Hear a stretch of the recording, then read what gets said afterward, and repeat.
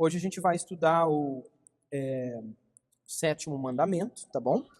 Vocês já viram, então, especialmente com o Marcos Mai, vocês viram os outros, né? O quinto e o sexto. Não sei se vocês estavam aqui, todos vocês, mas ele falou sobre esses mandamentos.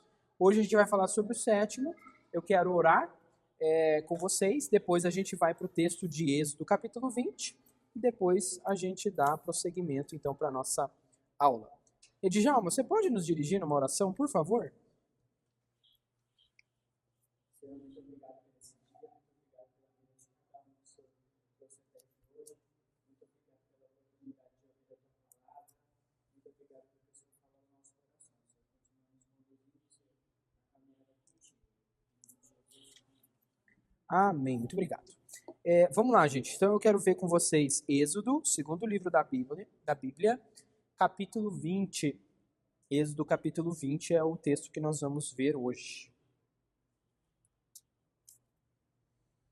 Eu quero ver, então, o versículo 14, tá? Todo mundo achou? É o segundo livro da Bíblia, então você vai, primeiro é Gênesis, passou Gênesis, entra em Êxodo. Aí você vai ter o capítulo 20, e você vai até o versículo 14. A palavra de Deus diz assim, versículo 14. Não adulterarás. É isso que dizem na sua? Não adulterarás. Essa é a ordem do sétimo mandamento.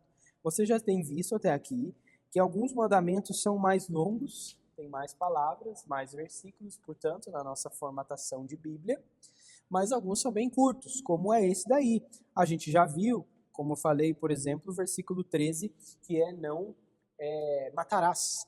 O verbo ali, mais precisamente, seria não assassinarás. Por quê? Há uma diferença entre matar e assassinar. Tá? Matar, o Estado pode matar, como pena de morte. Eu não sei se o Marcos explorou isso com vocês, mas pena de morte é uma coisa bíblica. Então, não é que nunca pode matar. Existem casos em que a morte é necessária e é lei. Mas assassinar, assim, eu não tenho nada, eu pego e tiro a sua vida. Isso não pode.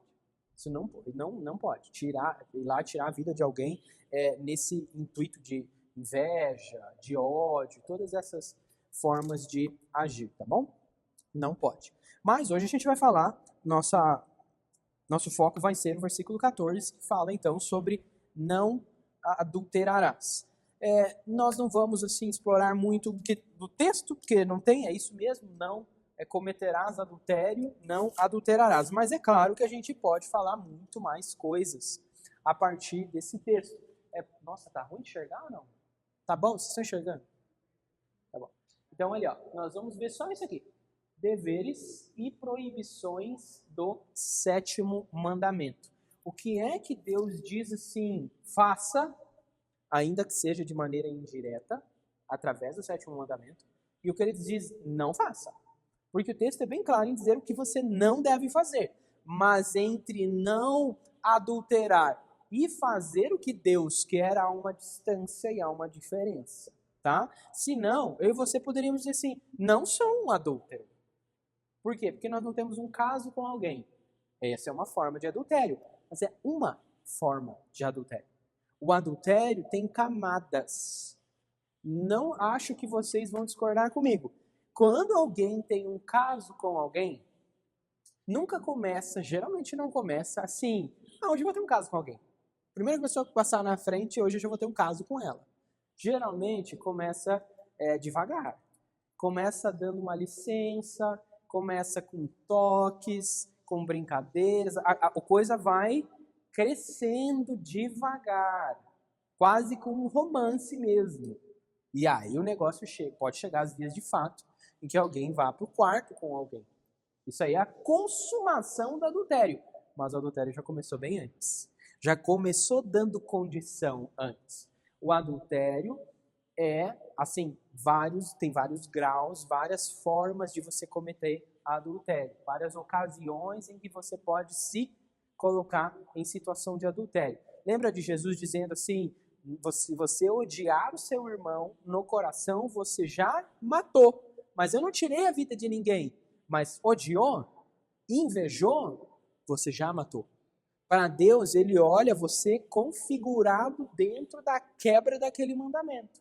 Então, eu posso apenas pensar em alguém, desejar alguém, e isso já ser adultério. Certo? Mas tem mais. A gente vai falar ainda sobre isso, conforme a gente vai vendo aqui. Então, vamos lá. Deveres e proibições do 7º mandamento. O que é que Deus, em primeiro lugar, requer de nós? Ou seja, o que ele ordena como um dever da nossa parte, quando ele diz não adulterarás. A primeira coisa é que ele quer pureza no ser inteiro, em tudo que você é. Puro, casto, como nós dizemos. Uma pessoa, o que é puro? Puro é uma coisa que não foi contaminada. E as contaminações estão por aí para dar e vender. Contaminação é uma coisa que pode se infiltrar em nós. Por exemplo, quando você é contaminado por um vírus, você está vendo o vírus vir até você? Não, você não vê, ele é invisível. Você pode, quando você se der conta que você está gripado, o vírus já te pegou há um dia atrás, 2. Agora o negócio escalou, chegou a um estágio maior. Então isso é uma contaminação. Da mesma forma, no aspecto espiritual, no aspecto moral, nós podemos ser contaminados. Veja a nossa cultura. A nossa cultura é altamente sexualizada. Não à toa, quando alguém quer xingar alguém, quando alguém quer falar um palavrão, faz referência a coisas sexuais. Hoje em dia está cada vez mais comum. Isso fala muito sobre a nossa cultura, sobre o nosso tempo. Mas, de todo modo, fica evidente que o sexo é uma coisa que está cada vez mais deturpada. Você vai escutar músicas hoje, você se arrepende, tá? Porque tem insinuações, tem palavras erradas. Então você percebe que é uma cultura muito sexualizada, estimulante sexualmente. É proposital. Tá? Isso às vezes pode ser feito realmente para pegar, para contaminar. Às vezes só é a expressão do coração. Seja como for, nós vemos a contaminação ao nosso redor. Mas não pense que está só fora de você. Porque Jesus Cristo disse que é do coração do homem, de todos os homens e mulheres, que procedem assassinatos, e ele diz lá, adultério. O adultério não é uma coisa que vem de fora, adulterei. É uma coisa que já tem ali dentro, no seu coração, uma disposição, uma inclinação, razão pela qual Deus quer que nós sejamos puros, que nós detectemos onde é que está o ponto de pecado e que a gente mate. Pecado você não trata, tá bom? Fazer um tratamento para o pecado. Não tem. Pecado é para ser matado. Por isso que a Bíblia fala sobre mortificação da carne. Morte é a palavra adequada para você lidar com o pecado. Você não faz as pazes. Não chega um momento que você fala, tá bom, pecado, nem você nem eu. Não. É matar. É acabar com aquilo. É tirar fora do contexto daquilo. Aquilo ali está me prejudicando ou pode me levar a sérios problemas. Deus ordena isso aí, tá bom? Pureza em todo o ser. Pureza no corpo, no entendimento, nos afetos, nas palavras e no comportamento. Preservação dela, da pureza, em nós e nos outros. O que eu tenho a ver com a pureza do outro? Tudo. Você, no que diz respeito às suas responsabilidades em relacionamentos, você deve manter a pureza. No que depende de você, você quer um ambiente puro, uma conversação pura. Você quer que as pessoas sejam mais puras. Ou, no mínimo, você não vai dar ocasião para aquilo. Certo? Então, você, sim, tem um relacionamento... você tem uma responsabilidade nos seus relacionamentos com as pessoas no que diz respeito à pureza. E veja que é no corpo, no entendimento, na razão, né, nas nossas mentes, pensamentos, imaginações, memórias. Precisa ser puro. Afetos, palavras, discursos.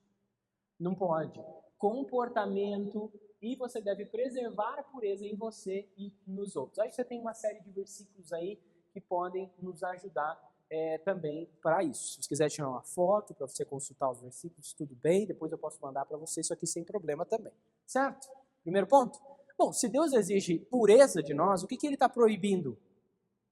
Se ele exige pureza, o que ele está proibindo? Impureza. Tá? É por isso que tem aí, ó, Deus proíbe impureza em nosso ser. Adultério e fornicação, fora de questão. Rapto e incesto, sodomia e eu vou explicar, tá? E concupiscências desnaturais, imaginações, pensamentos, propósitos e afetos impuros. Vamos lá. O que é um adultério? O adultério, se nós formos reunir os textos bíblicos para tentar entender, é um relacionamento extraconjugal. Cônjuge, ou seja, uma pessoa casada com a outra e ele tem um relacionamento fora. Pode ser numa noite, pode ser numa hora, num dia ou por vários anos. Tá bom? Não pode, isso é adultério. Embora a Bíblia às vezes use a mesma palavra para questões mais amplas. Mas adultério que a gente tem de entendimento é isso. O que é a fornicação?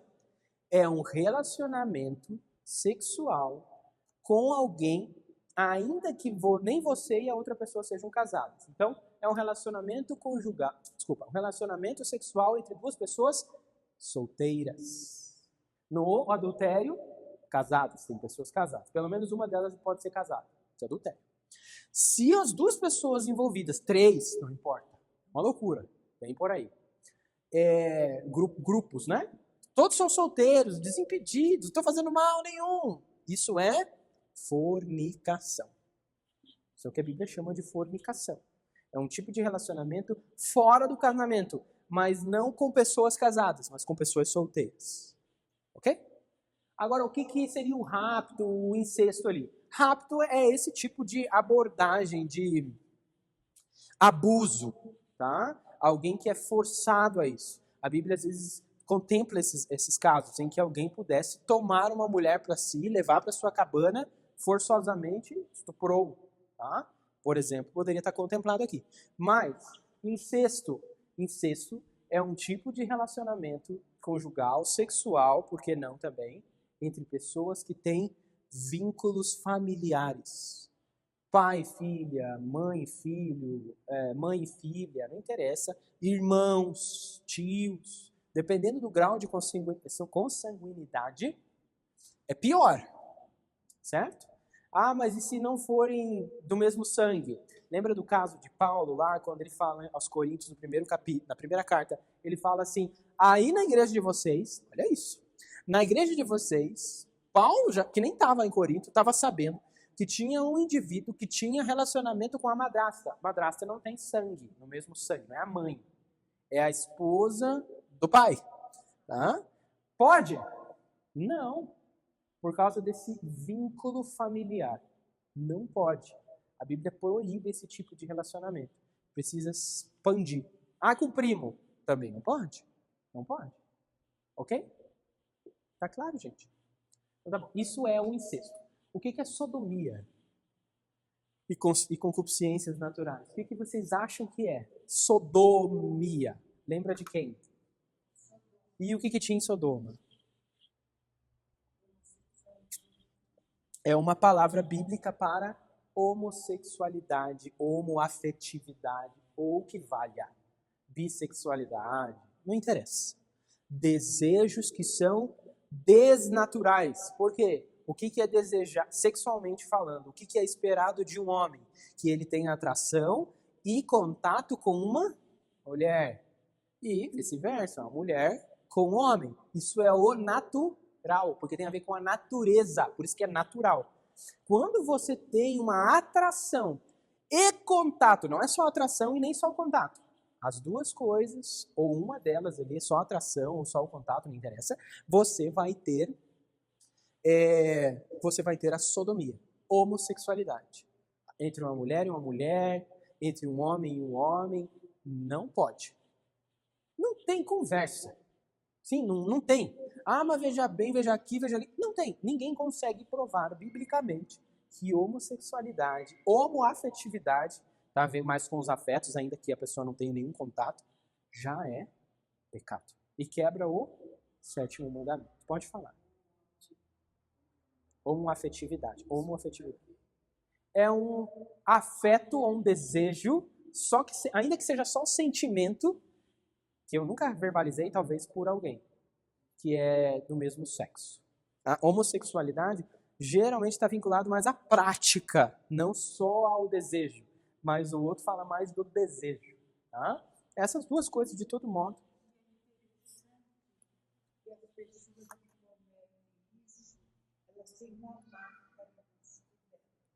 Elas geralmente demonstram isso.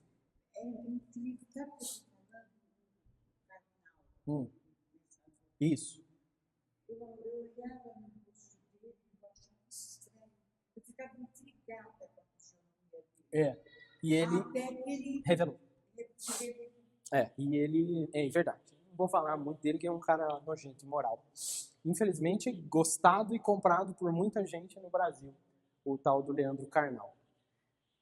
Agora, o que seria essa tal de imaginações, pensamentos, propósitos e afetos impuros? Claro, isso fica mais claro pra gente, né? Você pode fantasiar alguma coisa com alguém que não seja seu cônjuge? Não pode. Estou falando sexualmente, tá? Eu posso imaginar... Não pode. Ah, tá bom, não pode. Então. Não pode criar. Imaginação tem a ver com essa criação de ambientes, de condições, relacionamentos que levam a isso. Não pode nutrir pensamentos, planejamentos. Não pode. Propósitos, eu tenho a intenção de... Eu quero aquela pessoa e quero ela impuramente, de maneira impura, sexualmente. Não pode. E afetos impuros. Desejos, né? Sentimentos que você não deva ter com alguém que não é o seu cônjuge. Isso tudo tem que se restringir ao cônjuge. Qualquer coisa dessa. Viu que eu não falei nada aqui? Bom, alguns casos sim, né? Mas nem sempre o caso é deitar-se com alguém. Tem coisas que podem não chegar às vias de fato, mas ainda assim é pecado, tá bom? Tem mais. O que Deus ainda requer de nós quando Ele diz para nós não adulterarmos? Ele quer que nós sejamos disciplinados com os nossos sentidos. Quais são os nossos 5 sentidos?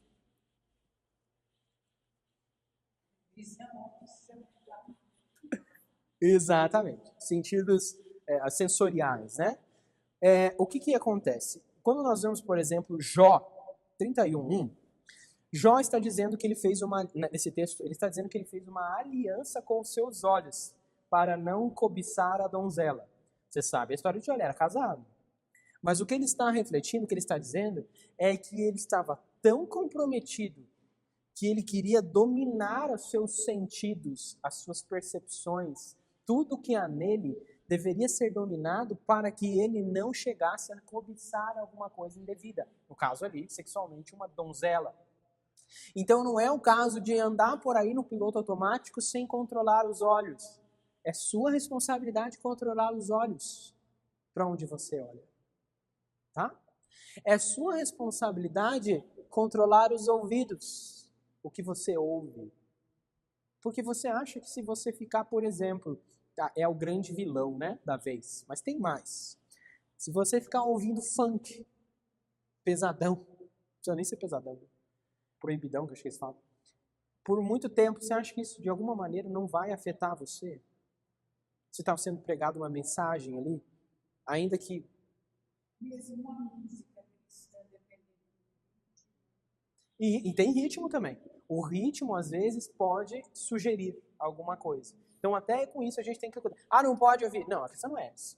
A questão é que a gente precisa ter cuidado, a gente precisa ser disciplinado. A gente não pode achar que agora desliguei a minha santidade e eu posso curtir à vontade. Não, a gente precisa ter cuidado. Às vezes uma coisa conduz para outra, quase assim, sabe? Devagarinho, devagarinho, devagarinho.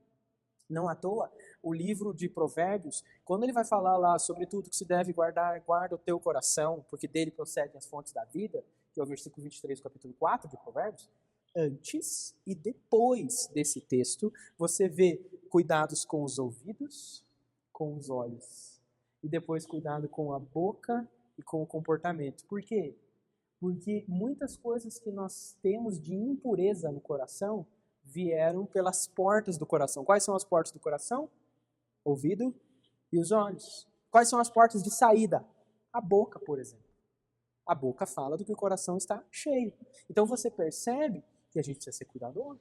A gente precisa cuidar das nossas questões, né? Toques. Tá? Vocês podem explorar qualquer coisa que possa ser pecaminosamente estimulante. Tem a forma santa de se estimular. A Bíblia tem um livro inteiro sobre relacionamento conjugal. Geralmente é evitado. Qual que é o livro? Cântico dos Cânticos. Tá bom? Deus não tem esse negócio de tabu assim, sobre sexo, a gente não fala. Tem imagens ali que são lícitas e ordenadas. A Bíblia não diz que não, sexo é um negócio que o casal que resolve. E nem vou falar sobre isso, não. Você vê, por exemplo, o capítulo 5 de Provérbios, em que o homem casado é estimulado a desfrutar do corpo da sua esposa. Ele não está dizendo assim, não, faz isso não, né? Ou veja o que você faz. Você está sendo estimulado. Claro que não. Exato. Ele não é um Deus que fala, sexo aí não é comigo, entendeu? Sexo é com vocês. Não. Ele tem diretrizes para nós. Ele mostra como isso deve ser desfrutado dentro do casamento, somente com o cônjuge, seja nos afetos, seja no pensamento, seja na memória, só. Tá? Até alto prazer é pecaminoso. Por quê? Por causa da palavra alto. Deus não é contra o prazer. Ele é favorável, estimula o prazer mútuo. Por isso que Paulo escreve lá que o corpo da mulher é para o homem, ele está falando de sexo, e o do homem é para a mulher, seu marido, né? Marido e mulher. Então significa que o alto prazer, chamado de masturbação, é pecado. Porque ninguém, eu acho, se masturba pensando em tratores. Não é? Eu aquele banco da igreja. Não, ninguém vai fazer isso. As pessoas, elas têm um contexto para fazer isso. Então, o prazer, Deus não é contra o prazer. Ele regula o prazer. O prazer deve ser assim. Ah, mas por que ele fica regulando isso? Porque isso é prazer, de fato. Qualquer outra coisa, não é. É pretenso prazer. É falar assim, o senhor não sabe o que é prazer. Eu sei, por isso eu faço do jeito que eu quero. E isso você está, no mínimo, afrontando ele. Certo? Então, a gente precisa ter vigilância. Tudo é bem cuidadoso, irmãos, tá bom? Então, se ele diz para nós sermos, ou nos ensina a sermos disciplinados com os sentidos, é claro que a indisciplina dos sentidos é proibida. O que seria isso? Olhares lascivos. Quando Jesus disse, se você olha para uma mulher ou para um homem, invertendo, né? De maneira impura, com desejo impuro, já pecou. Você já adulterou. Você já é um adulto. Não, mas veja bem, para de tentar pesar. Você, claro, não chegou ao estágio último. Você não fez tudo que podia fazer em termos de adultério, possivelmente. Mas você já tem ali algo que a Bíblia chama de adultério, portanto, quebrou todos os mandamentos. Certo? Comportamento impudente ou leviano. Eu quero ir para esse texto ali de Provérbios 10 com vocês. Provérbios 10 não. Provérbios, quase no meio da Bíblia ali, Salmos, Provérbios, capítulo 7, e aí tem alguns versículos que a gente vai ver.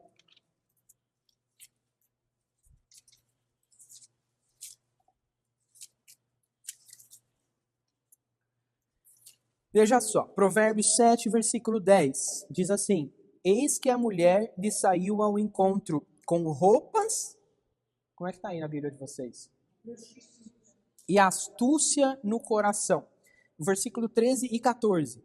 Ela agarrou o jovem e o beijou, e com o maior descaramento lhe disse, eu tinha de oferecer sacrifícios pacíficos, hoje paguei os meus votos. E aí, o que nós vemos aqui é um pai ensinando um filho sobre como geralmente essas mulheres imorais, chamadas aqui de prostitutas, devidamente, é claro, agem. Tá? É claro, a gente não está falando só da prostituição clássica, aquela prostituição em que alguém se vende para prazer sexual. Hoje em dia você tem outras formas de prostituição. As pessoas recebem dinheiro, embora não tenham contato sexual, mas elas oferecem estímulo e o corpo delas. Tem várias meninas e homens nas redes sociais que estão, como eles chamam, nos jobs.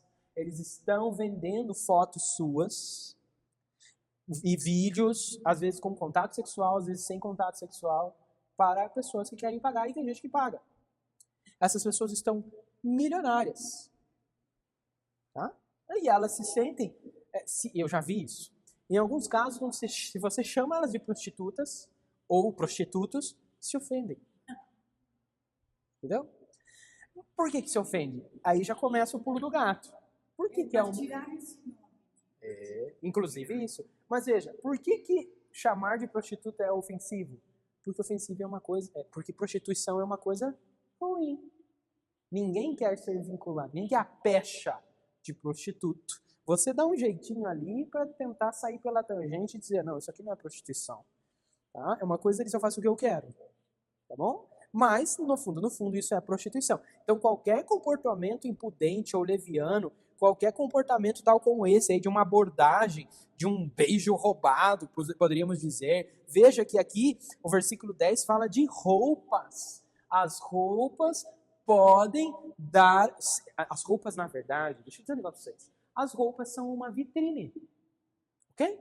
Sabe quem ensinou a gente que roupa diz alguma coisa? Além desse versículo? Deus. Quando o primeiro casal pecou, o que eles fizeram? Eles estavam com vergonha. Eles costuraram folhas de figueira para cobrirem a sua nudez. Aquilo, do ponto de vista de Deus, ele não disse assim, não ligo para a roupa que você vai usar. Ele não disse isso. Ele não mostrou isso. Ele falou assim, inadequado. Isso não reflete uma coisa que eu quero que reflita. Aí ele faz roupas de peles de animais. Além do fato de que alguém morreu para vestir aquelas pessoas, não foi um ser humano, mas foi um animal, além desse fato, Deus está ensinando que as nossas vestimentas devem refletir o que Ele quer e o plano dele de redenção.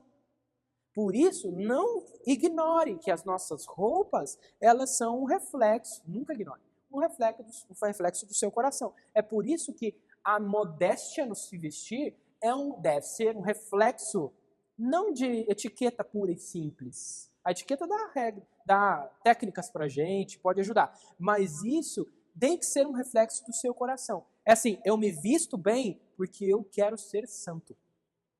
Eu como assim porque eu quero ser santo. Eu trabalho assim porque eu quero ser santo. Toda a nossa vida externa deve ser um reflexo do nosso coração, senão a gente vai cair em hipocrisia.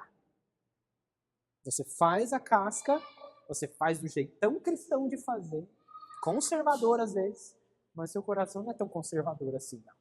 Não gosta de conservar pureza, por exemplo. É por isso que a prostituição já se mostra nas roupas. Por que na descendência de Jesus está lá a área? Porque ela foi salva, foi resgatada por ele. Isso para mostrar que a obra da redenção de Cristo, ela abarca gente que peca feio, digamos assim, sabe? Esse pecado, você fala, nossa, prostituição, ladrão, você tem o Zaqueu ali, você tem o Levi ali, que era um cobrador de impostos. É por isso que ficavam falando assim, isso aí é um beberrão. Ele anda com prostitutas e anda com ladrões. Essa era a forma de criminalizar Jesus, né? Mas o que Jesus estava ensinando é que ele veio justamente para as pessoas que não são sãs. Veio para as doentes. Agora, ele nunca deixou elas assim. Ele nunca falou, não, continue a sua vida. Eu amo vocês, aceito vocês. Nada disso. Venha como estás, mas eu não vou deixar você ficar do jeito que você está. Essa é a verdade do Evangelho. Então, ele pega a gente, que a gente olha e fala, sem chance para aquele. Deus resgata. A prostituta Raabe está mostrando uma história na genealogia de Jesus para que Deus não tem. Ele quis fazer aquilo. Ele quis que na genealogia de Jesus, do Santíssimo Homem, tivesse alguém feio. Na verdade, todos eles são feios, de jeitos diferentes, tá? Continuando, senão a gente não vai dar tempo. Outra coisa que Deus requer de nós, temperança. O que seria tal da temperança? Eu quero ver com vocês Atos 24 e a gente vai dar uma explorada nesse tópico aí. Atos dos Apóstolos, então você vai Mateus, Marcos, Lucas, João, e Atos dos Apóstolos, lá no capítulo 24.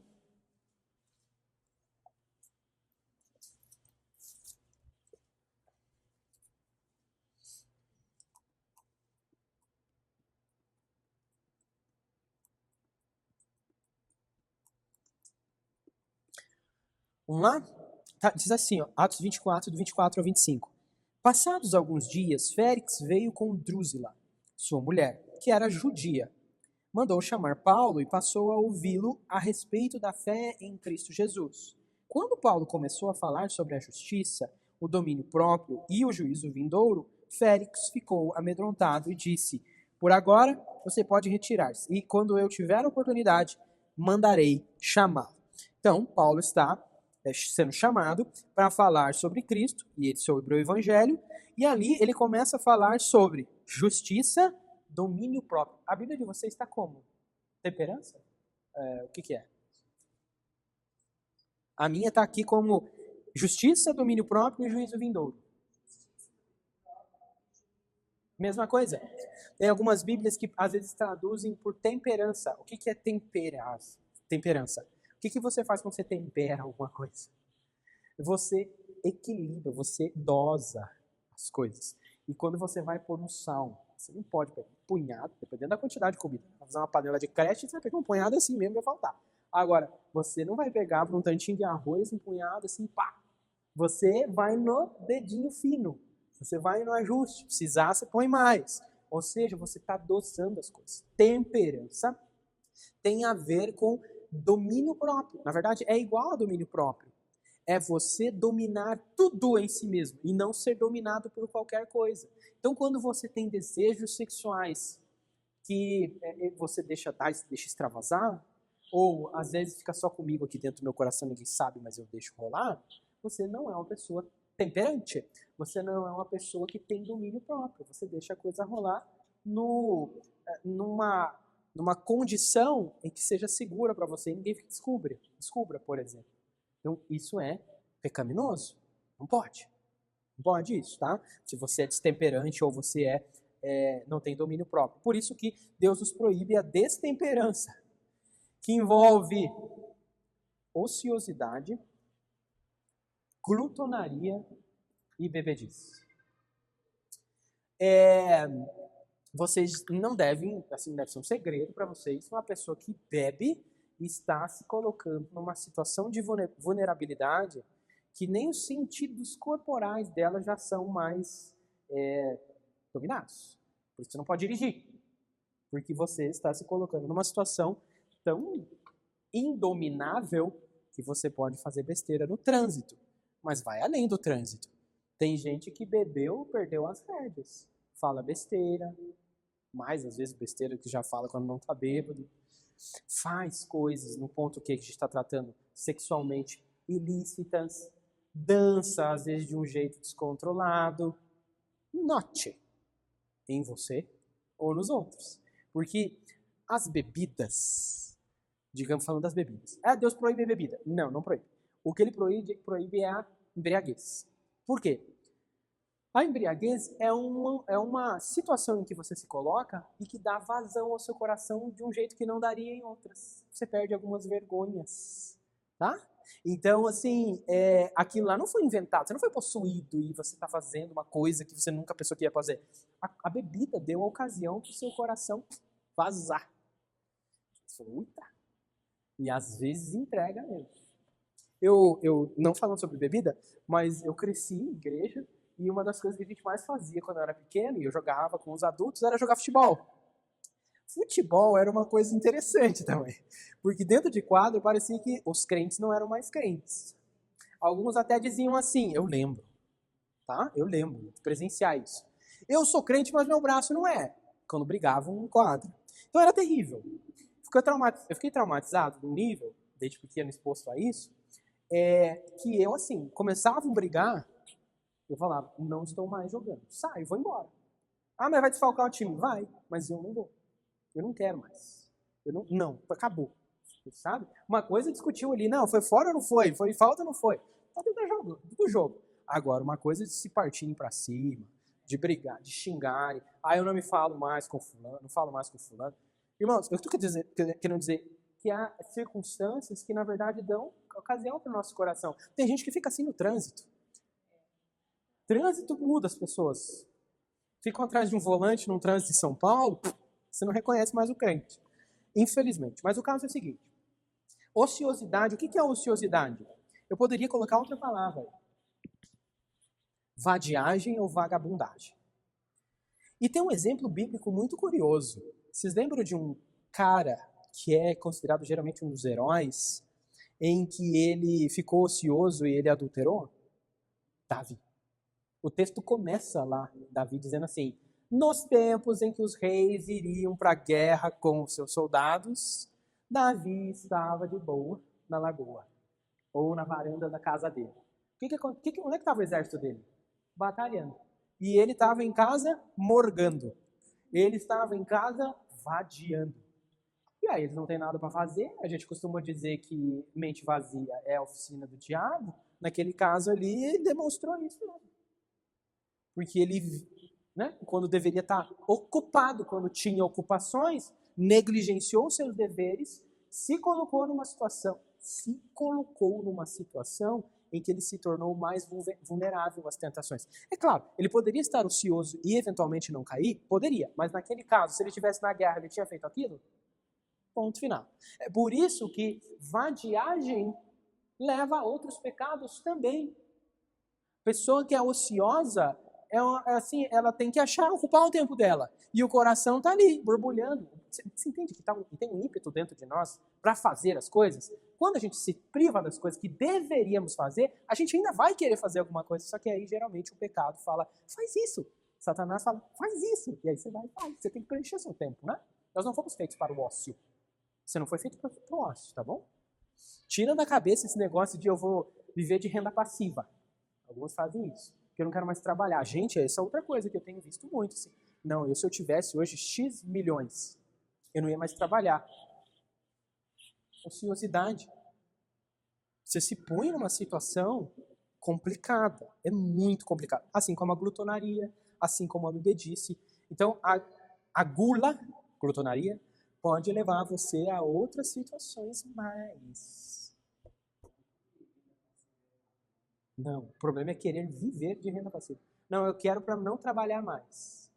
Tá? Então, esse é um problema. Isso aí já começa a complicar. Vamos continuar. Boa companhia. Por quê?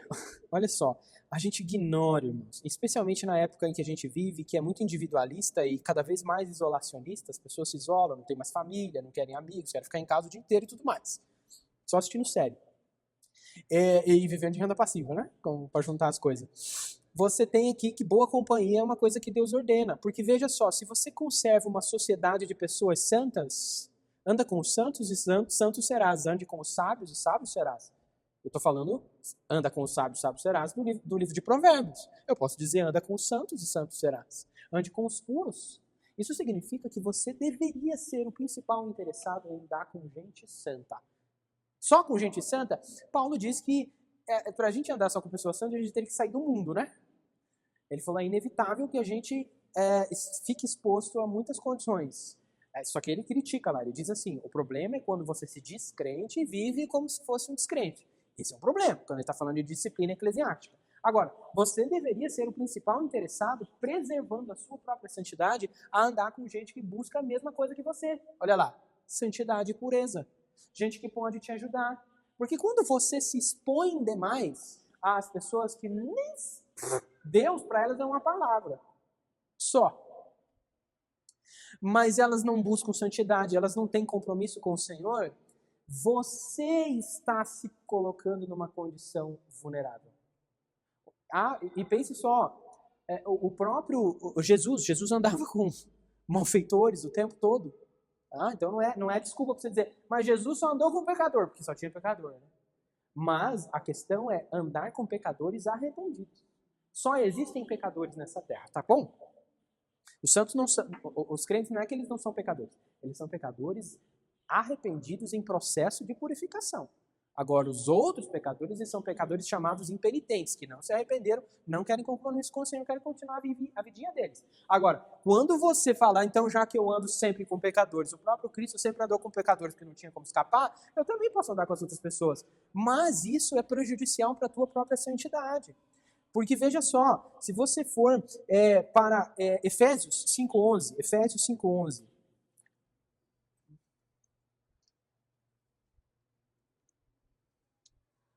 Eu sei que 1 Coríntios também ajuda a gente. Você lembra daquele texto em que Paulo fala assim, as más conversações corrompem os bons costumes?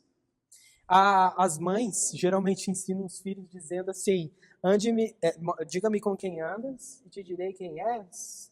Tá? É isso, tem isso, esse aspecto de absorção do ambiente onde você se coloca várias vezes. Achou Efésios 5:11? Pode ler.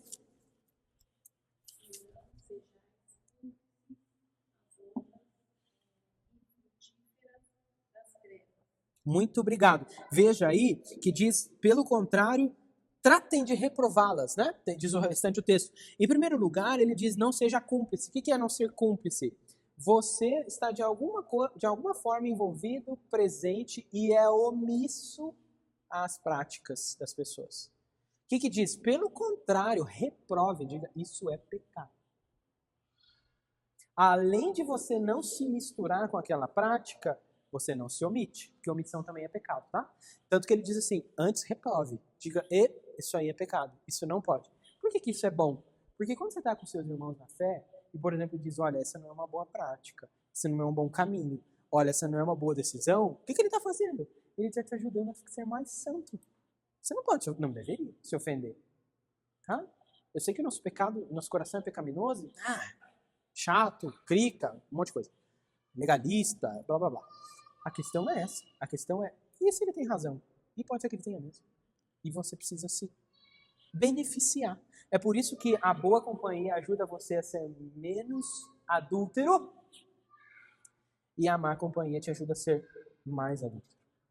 Ou te dá pelo menos mais dificuldades de você lutar contra o adultério. Pelo menos. Certo? Vamos lá. Modéstia no vestir. A gente já mais ou menos falou disso. A modéstia do vestir é parte integrante do cuidado com o adultério. Porque eu posso até não me deitar com alguém, mas se eu propositalmente me visto de um jeito que pode ser provocante, eu não devo fazer isso. Tem que andar de burca agora, pastor, porque é isso que algumas pessoas ouvem. Não, claro que não. Existe uma grande diferença entre você andar de burca e andar bem arrumado de uma maneira ajeitada, digamos, que não provoque nada. Pelo menos o que você diz respeito a você. Eu sempre falo para as pessoas, não há, a menos que a pessoa seja muito desligada, mas costumeiramente você vai à frente do espelho e se olha. Sempre que você vai se ver no espelho, você pode não verbalizar, mas você sabe que alguma coisa pode lhe chamar a atenção. E às vezes você projeta. As pessoas sempre sabem. Elas sempre sabem o que elas estão fazendo. Tá? Elas querem aquilo. Ou pelo menos fazem de conta que não viram. O problema é dos outros, né? Essa conversa que tem por aí, que dizem assim, inclusive as mulheres falavam bastante, não quero ser estuprada, e elas usavam as roupas que elas queriam, porque elas queriam falar assim, eu posso vestir o que eu quiser e os outros têm que... É verdade que os outros têm que se controlar, eles têm que olhar... Tem os dois aspectos aí, tá? A pessoa tem que controlar os seus olhos, mas o outro tem que controlar suas vestes também. E o que a gente está tentando fazer é assim, eu vou me expor do jeito que eu quiser e ai de você se você fizer alguma coisa. Ai dos dois se fizerem essas duas coisas. Então a modéstia também é um reflexo de uma cultura, no nosso caso, de uma cultura que é muito ou pouco sexualizada. Às vezes eu saio com a minha esposa, acho que mulheres talvez sofram muito mais do que homem, no que diz respeito a comprar roupas, nesse aspecto. Às vezes ela fala, nossa, essa roupa aqui é linda, mas não dá para usar. Isso aqui tem um decote que vai até a perna. Não dá. Sim, realmente. Só ela estragou tudo. Daí você tem que ficar arranjando, aí você paga a roupa, você tem que pagar para arrumar, você tem que ficar fazendo isso. Por quê? Porque o cristão é preocupado com isso. Não, isso aqui é muito transparente. Aí eu vou ter que colocar uma outra, já não pode usar aqui. Então, quer dizer, é isso. Você tem que estar com o alerta ligado. Sempre. Porque você quer ser santo e quer tornar, ou pelo menos preservar a santidade do outro. Ok? Imodéstia no vestir, então. E o vestuário imodesto é uma coisa que nós inclusive lemos esse texto aí, né? Provérbios 7, nós já vimos, em que se tinha roupas de prostituta. Então, quer dizer, tem roupas que favorecem e não deveriam ser vestidas. E é claro, envolvendo o casamento não podia faltar. O casamento daqueles que não têm o dom de continência, o amor conjugal, a coabitação conjugal e o casamento no Senhor. Essas coisas são parte do que Deus requer. Deus quer que as pessoas casem. E ele quer que elas casem de um jeito específico. Por exemplo, casamento daqueles que não têm o dom da continência. Isso tem muito a ver com o celibato. Celibato é a pessoa que decidiu não casar, seja por um tempo na vida ou a vida inteira. Tá? Mas, na Bíblia, celibato é sempre demonstrado como um dom. Mais do que uma escolha. Não é que não tenha escolha, mas ela é uma coisa que Deus precisa levar a pessoa àquela condição. Porque o natural é casar. Mas aí, amor conjugal. Tem que ter amor entre os cônjuges. Tem que ter romance. Gente, isso não deveria ser um negócio que a gente fala, é para a época do namoro, é para a época do noivado, início de casamento. Se você está com 20 anos de casamento, 30 anos de casamento, não importa, e se você não tem amor conjugal, se você não ambienta, se você não favorece, não estimula o amor com o seu cônjuge, o amor romântico mesmo, o carinho, isso é pecado. E pecado o quê? 7º mandamento. Você está quebrando a lei. Porque você até está casado, mas não tem contato. Nem quer. Meu, isso é uma bênção. É igual a sensualidade. A sensualidade é uma bênção para ser desfrutada dentro do casamento. A sensualidade é um dom para ser desfrutada dentro do casamento. Nunca fora. Não, Deus não gosta de sensual. Sensualidade é para ser desfrutada dentro do casamento. Carinho, afagos, carícias dentro do casamento. Tá? Dentro do casamento. Não é assim, se tiver legal, né, pastor? Aí fica melhor. É para ter, é obrigatório. Outra coisa, coabitação conjugal, estou falando de sexo. Os casais casados têm de fazer sexo, são obrigados a fazer sexo. Tanto que Paulo diz assim, se for para parar, tem que ser por pouco tempo e para oração, mas não pode demorar muito porque Satanás vai se aproveitar disso. Vocês estão entendendo o peso disso aqui? É como se Paulo estivesse dizendo assim, que casado não quer fazer sexo, nem busca, não quer cumprir a lei de Deus. Então isso não pode. Irmãos, tem religiões que estimulam o contrário. Os católicos romanos, eles veem o sexo como algo sujo, perverso. É por isso que eles veem a procriação como fruto do pecado. É por isso que tem que batizar a criança na igreja católica. Entre outras coisas. É assim que eles veem. É triste, mas você vai fazer rastreios na história da igreja, de alguns escritos de alguns homens, eles pregavam isso. Isso vem incutindo na cabeça da pessoa. Por isso que a pessoa fala, sexo é tabu, para a igreja não pode fazer isso, não pode falar sobre isso, não pode fazer aquilo. Não, a gente esqueceu da Bíblia, né? Nesse percalço aí, nessa situação, nesse percurso. Então, o que mais? Casamento no Senhor. O que seria o casamento no Senhor?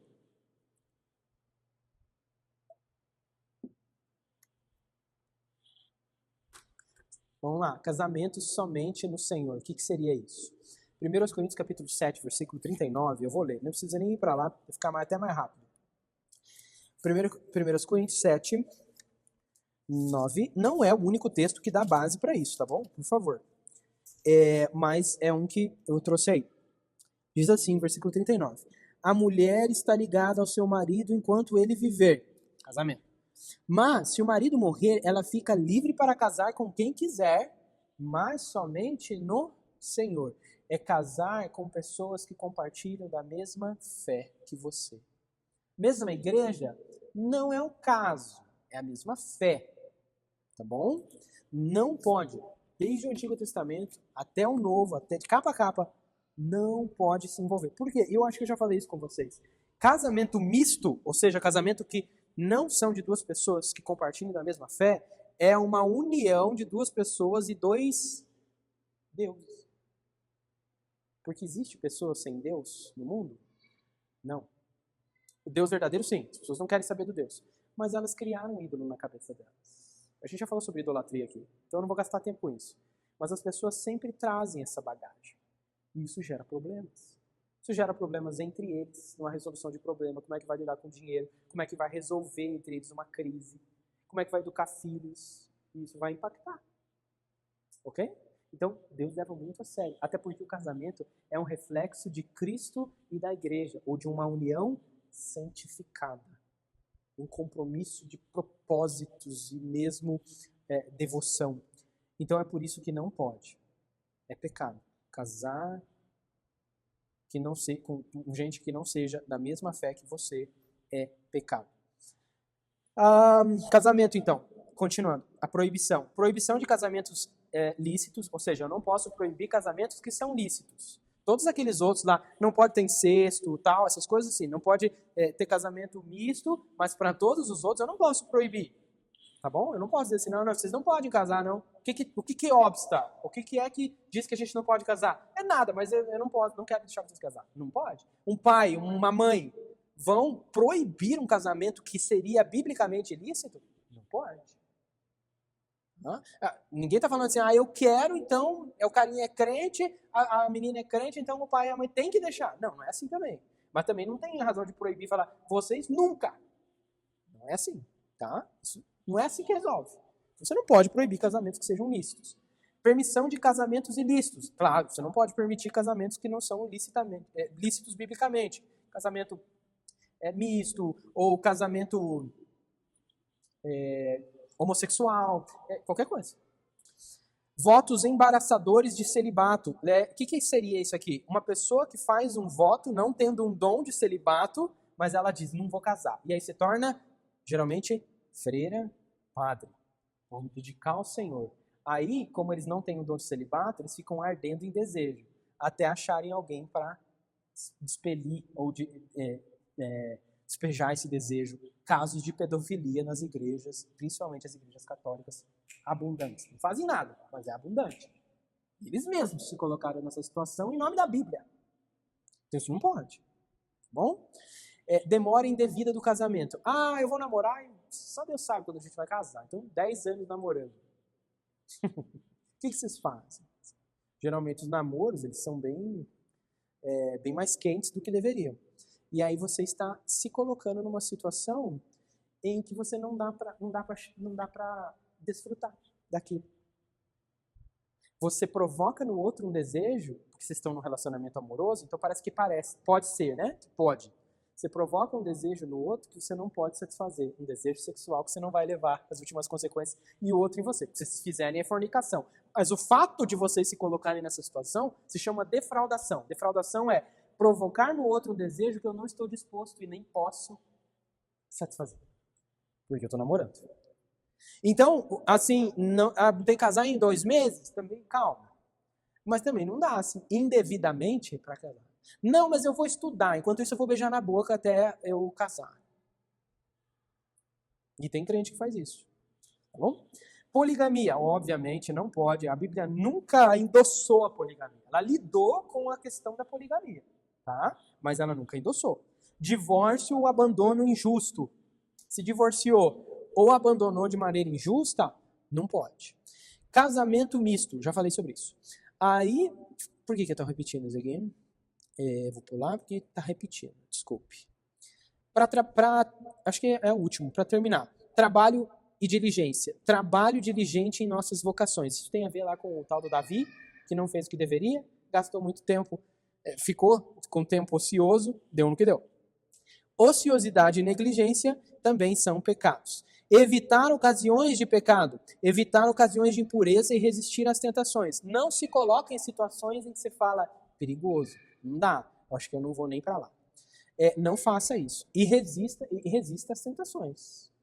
Ser tentado não é pecado. O problema é cair na tentação. Tá? Não evitar ocasiões de pecado. Permitir, tolerar ou manter bordéis, por exemplo. Um bar, alguma coisa em que você disponibilize para as pessoas ocasião. Eu não faço nada, mas eu ganho com isso. Não dá. Cafetão, essas coisas não pode. Frequentar esses lugares, óbvio. Cânticos, livros, gravuras. Hoje em dia, né, você tem foto na internet, você tem Instagram, às vezes Sabe, hoje em dia tem uma palavra que chama soft porn, que é um pornô mais leve. Estão em livros eróticos.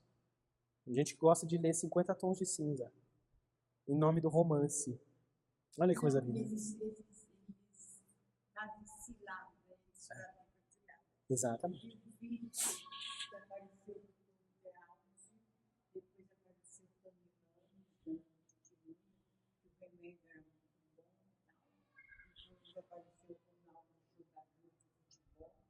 Apareceu aquele sertanejo milionário, e aí apareceu o cientista, equipe de cientista por trás dele, no laboratório lá na Flórida. Uhum.